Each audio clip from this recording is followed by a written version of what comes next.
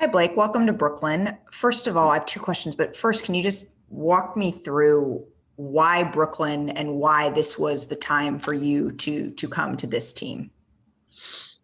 Um, I mean, there's a lot of reasons. First of all, in my conversations with them, leading up to this, I feel like they well, obviously they expressed interest.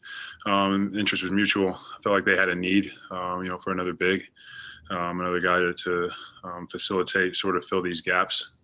What they have. I mean, anytime you have these type of players, you got to have guys around them to relieve that pressure.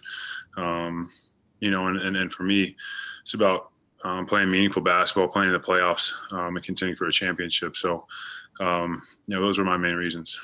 And secondly, you've been listed as out tomorrow for your knee maintenance. Where does that injury stand, and when are you hoping? That's not. I'm not injured at all. I don't.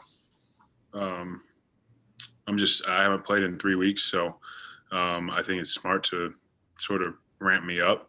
Or actually almost 4 weeks now. So there's no injury.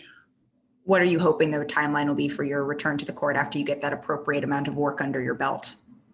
Honestly, I'll have to sit with the performance staff here. I haven't had a chance. I haven't met with them, but they're putting a plan together. So, my trust is in them, and we'll talk about it. I think on Thursday or Friday, and put a plan together and really figure out an exact date. Thank you. Brian Lewis with the New York Post. Hey, Blake. Welcome to New York. I am curious, twofold. One, I'm sure all of you guys were very diligent about following all the rules. Who was the most avid recruiter or most involved recruiter in trying to get you here? And what conversations have you had with Steve about, the best way to utilize your talents? As far as players go, average, I talked to Katie the most. But I've known James, Katie, Kyrie, and obviously DeAndre for a long time. So this was a familiar team for me. As far as my conversation with Coach Nash, it's just like I talked about, come in and fill those gaps, be a short roller, be ready to facilitate, to set screens, to roll, to pop, to do whatever. So that's my focus is, to really dive in this first, this first several games and really see where I'm needed and fill those spots and help us achieve our goal. Greg Logan with Newsday. Hi, Blake. Welcome to Brooklyn. And I was just wondering, Steve was talking before about how because of your injuries, you've done a good job of adapting your game to stress other skills. And now it seems like you have to adapt to a more limited role off the bench. So what goes into that for you mentally to filling a different kind of role with a little bit less responsibility than you're used to in the past? At the end of the day, basketball is basketball. I've played with great players. I've played on all different types of teams. So, when you're on the court, you're just playing basketball. The best players, the ball finds the best players, and that for us is obviously KD, Kyrie, and James. And that's not really a thing that I don't think I'll have to consciously do. I've played basketball a long time, and like I said, played with guys like that before. Those guys make the game easier. So you play off them and you fill in those spots. Alex Schiffer with The Athletic. Hey, Blake, welcome to Brooklyn. You mentioned all the guys that you've talked to and have known for a long time. Do you feel like you can kind of get quickly acclimated even in a season without a lot of practice time, just given how much of this roster you've played with before and have ties going back just in friendships? You're saying how quickly do I think I can adapt to that? Yeah, just how quickly you can get acclimated to the rest of the team given how much of these guys you know, yeah. Yeah, at the end of the day, these guys have been together for a while now. So there is a learning curve for sure. But, I kind of keep saying it, but basketball is basketball at the end of the day. I'm pretty familiar with these guys. And like I said, they make the game easier for us. So, I there will be that learning curve, but I'm just excited to be on the court with him and figure it out. We have 2 months before the playoffs start, and I think that's plenty of time. Christian Winfield with the New York Daily News. Hey, Blake, also welcome to Brooklyn. Have you gotten a chance to kind of watch the team, watch some film, and look at the sets that they run and kind of maybe place yourself into the game and figure out where you can make an impact and just wherever you think that you can make an impact at? Yeah, I've watched a lot of the last several games, and then I had a chance to look at a lot of film over the last 2 days. And I'm sorry, I feel like I keep saying it, but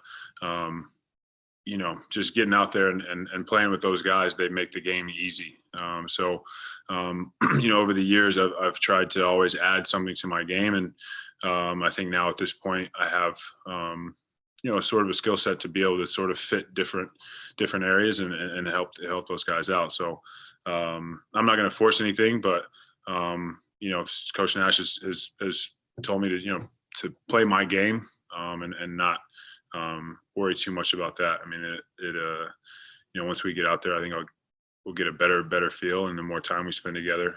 So I'm excited just to start that process. It already started today with practice, but it's going to take a little bit of time, but I'm looking forward to it. Rachel Nichols with ESPN. Hey, Blake. I know from being around you out here in LA, just how competitive you are.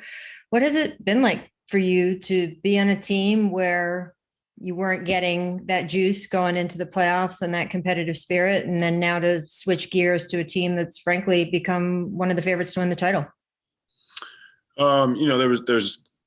There's always that competitive side, obviously, to basketball. Every year, in previous years with Detroit, our goal was to get to the playoffs, we did that 2 years ago, and that's great. But my main focus now was to play, and contend for a championship. So, mindset doesn't change. I'm always trying to win a basketball game every time I step on the court. But playing these meaningful minutes, playing with these guys, and really contributing in any way possible, and not to say you have to shoulder the whole load, with certain teams, but I had a little bit more of that in Detroit with a younger team and more of a mentor role. Now this sort of reminds me of playing with some of those Clipper teams when we had so many veteran guys and so many experienced guys. Do you get a little extra just juice of like, all right, let's go? Yeah, I mean, there's a feeling, I guess, and even in practice tonight, where the ultimate goal, the big goal, and the main focus. So it's exciting to have that. Thanks. Kevin O'Connor with The Ringer. Hey, Blake, you mentioned earlier short rolling. The Nets have often used Bruce Brown's screening for Kyrie or Harden and then short rolling. And you've obviously been one of the game's best playmaking bigs for many years now. So I'm curious about your thoughts on what makes that combination so effective, and how do you see your playmaking skill set fitting in with that screening role? Yeah, I mean, for years, I think that was, like you said, that was sort of my role on our team, with Chris Paul. You obviously never want to take the ball out of your best player's hands or your best decision maker's hands, but obviously defenses are schemed to do that. So for me, it's about getting off of that and then being able to facilitate to a shooter, another DHO, or hit a lob threat, DeAndre or Nick down low. I've had a lot of experience in that. I'm familiar with that. This team is obviously a little bit different, but the more we get those reps in, the better I'll feel, and I'm comfortable doing sort of multiple things out of that offense. You mentioned this team's different and the game's different too, since you were with CP and you were maybe in some of those situations. Do you feel like with the personnel on this team, it's really like the right time, for you to be in that role, to be able to pick apart defense in some of those 4-on-3 situations? Yeah, I watch sometimes I'll go back and I'll watch film from earlier in my career, and I always had that thing where I'm like, I wish I had seen it this way, and So I think all those things combined, just where I'm at in my career, and also having all that experience, you see the game differently. So I sort of like watched those clips, and I sort of wish that I had what I know what I know now. So I hope to put that to use here.